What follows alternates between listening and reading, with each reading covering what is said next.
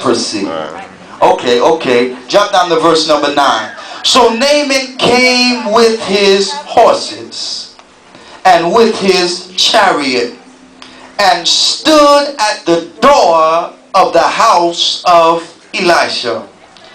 And Elisha sent a messenger unto him, saying, Go and wash in the Jordan 7 times, and thy flesh shall come again to thee, and thou shalt be made clean. Now this is where I really want you to pay attention. Verse number 11.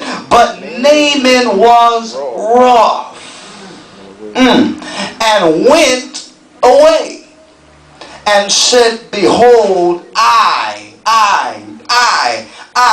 thought he will surely come out to me and stand and call on the name of the Lord his God and strike his hand over the place and recover the leper.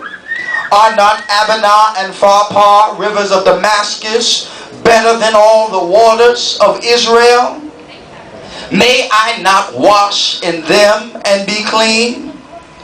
So he turned and went away. Anyways, take your seats tonight. This afternoon, take your seats tonight. Take your seats tonight. I want to preach this morning about how to miss a miracle. How to miss a miracle. People come to church consistently, week after week, Friday night after Friday night, Bible study after Bible study, but don't even believe, Minister Gabriel, in miracles. They read the Word, they study the Word, they memorize the Word, they quote the Word, but they don't even really believe what they're reading. I'm going to preach this morning. They don't believe what they quote. But not everybody in the church falls into this category. Because there are some people who know God to be a miracle worker. Amen. There are some people who know God to be a healer. There are some people who know God to be a way maker. You got other people who know God to be a door opener. Then you got other people who knows God to be a provider. There are some who know God to be a lawyer in the courtroom. And then you got some who know God to be a doctor in the operating room. And there, don't be surprised, may even be some in here today besides me who came in here in need of a miracle.